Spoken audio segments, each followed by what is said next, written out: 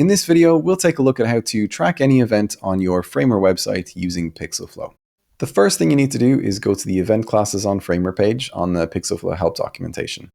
Scroll down to step 4, and you see it's got this large code block. Well, we're going to copy all of this. Right-click and copy. Now that we've got that copied, we'll go into our Framer project. Click on any element, and then down in the bottom right-hand corner down here, it says Code Overrides. So we'll click on File, New File, let's call it PixelFlow Tracking, and click on Create. Delete everything it creates, right-click and paste. Now we've just pasted the script from this page into this. Once you're done, click on Home. Now in your Framer project, you can click on any element, select the Code Overrides down here, and you can see there's a list of different overrides. So it looks complex, but basically all this is a list of different Facebook events that you can trigger, and also additional metadata that you can tag to enrich any of those events that you're tracking. Let's take a look at an example. Let's say that we want to track the Check Plans button and make it a Start Trial event.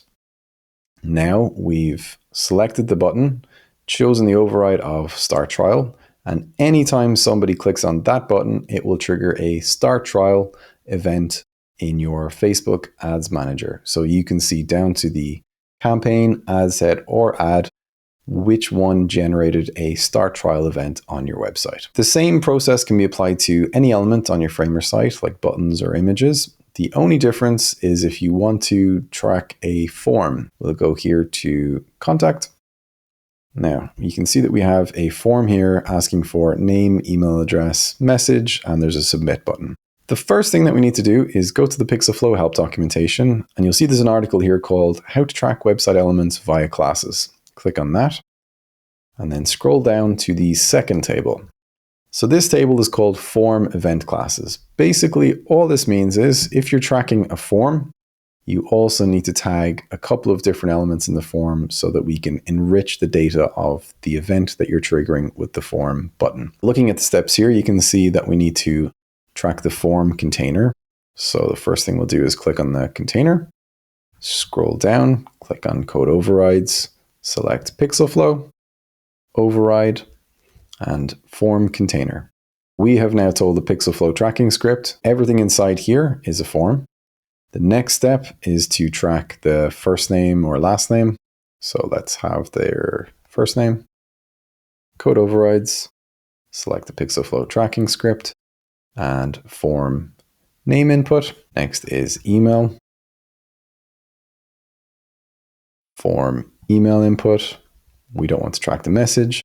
And then we're going to track the submit as a contact event.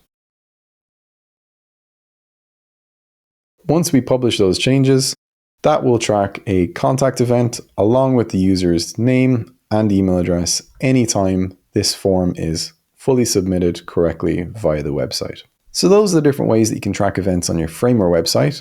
If you need to refer to any help documentation, we have a PixelFlow help article, and that's got the general event classes, so basically the different events that you can trigger on elements on your website, along with an explanation of why you would use them.